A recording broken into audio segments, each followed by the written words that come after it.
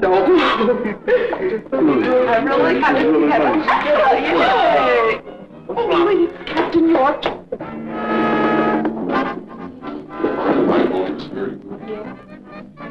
I keep forgetting. He's not an officer, so I let him open the door. Right?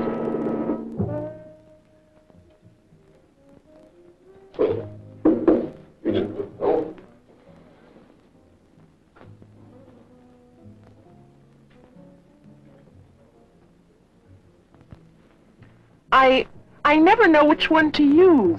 Now, let me see. Oh, well, I wasn't too hungry anyway.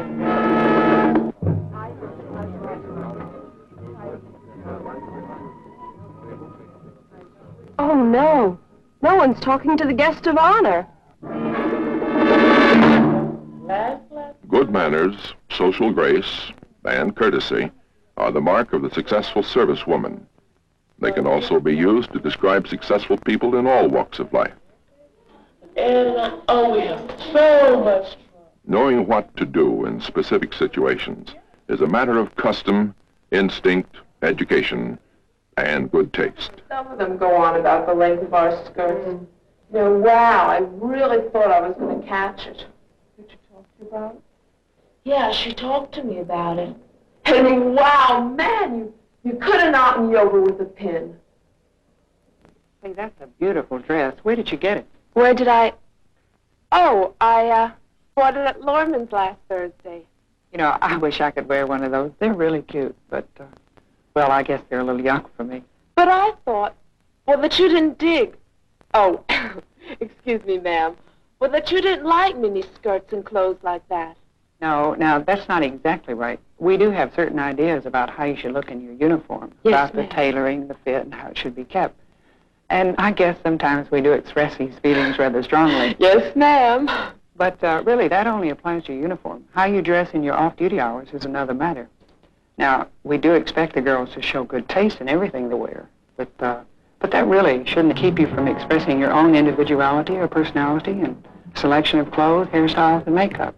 Yes, ma'am. Take miniskirts, for example. I think they're great, and you look good in them. And I really feel the same way about a lot of the other new and exciting styles.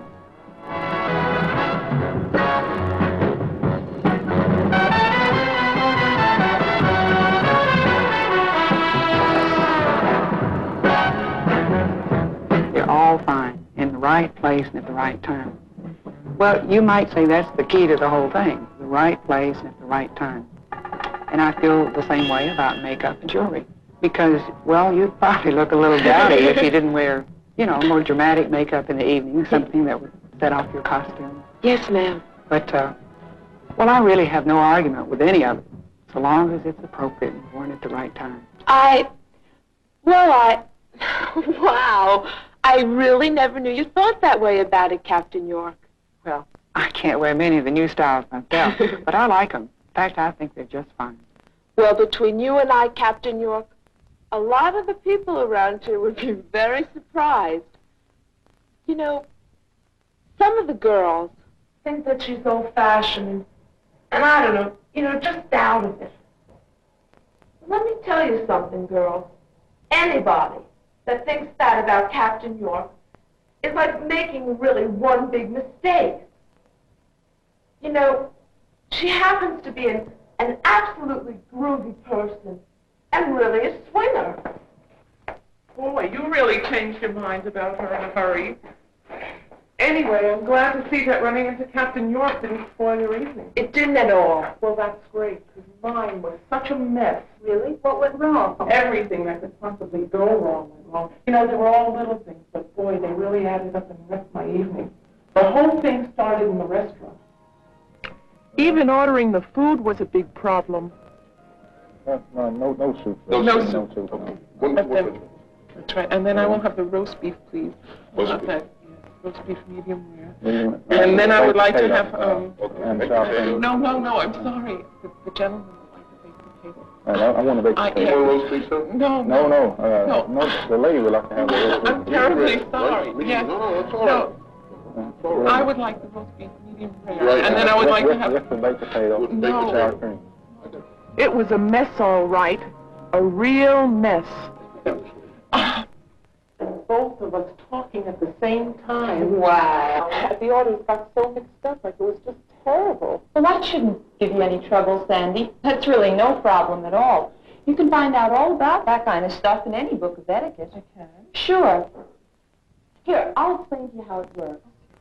All you have to remember is to always tell your escort what you'd like to have, and then let him place the order for you. That's right, Sandy. Just tell Frank. I would like the shrimp cocktail, please. Roast beef with a baked potato and a tossed salad. Very good. Good evening, sir. You care to order now? Yes, the lady would like the shrimp cocktail, roast beef, medium rare, the baked potato, and a tossed salad. What sort of dressing would you like on that? Oh, Russian, please. Russian. Listen to me giving you all the answers as if I knew all about it. Sandy, don't let it fool you. I get into plenty of messes myself. Do? I sure do. Well, just the other night, when I was on my way out with Tom... Oh, here, that's... It was only a little thing, but it was so confusing. I have to stop and think these days, because I can't remember when I'm supposed to open the door and when I'm not. Well, all day long I open doors. And stand when I talk to the officers I work with. After a while, you get used to that. But I get kind of confused, because after 1,700 hours, this little pumpkin changes and becomes the lady. They stand for me. Boarding is directed, ma'am. Let's Let's go. Oh, fine. How was it? And they open doors for me. Not bad. Not bad at all.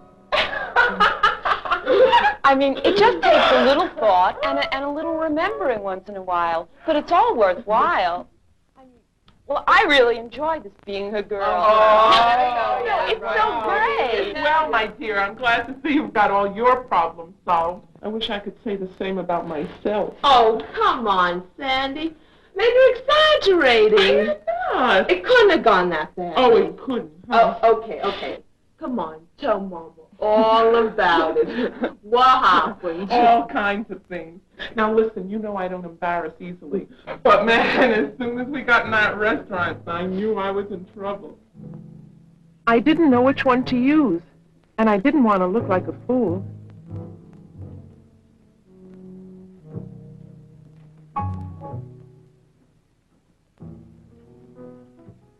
That's easy, Sandy.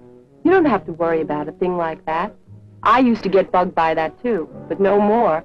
Now you can find out what each piece of silverware is for. But if you don't know, all you have to do is work from the outside of the service into the plate.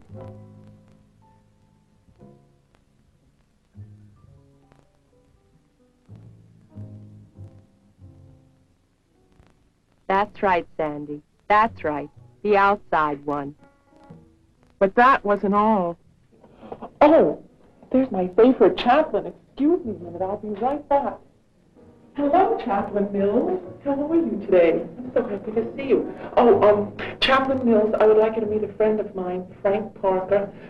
Frank, I would like you to meet Mrs. Come on, Sandy, you can do it. Just remember the rules. Always present the gentleman to the lady. In the military, it's the junior to the senior member. And always mention the lady's name first. It's simple. Mrs. Mills, Chaplain Mills, may I present Sergeant Parker? Good evening, Sergeant Parker.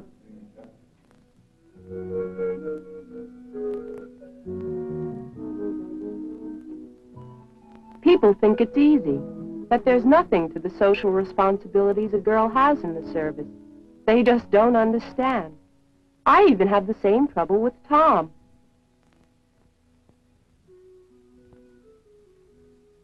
What's the big deal? So you have to set up a reception for the new sergeant major. What's so tough about that? What's so tough? Well, you may not realize it, but there's a lot to setting up an affair like this. It just doesn't happen, you know.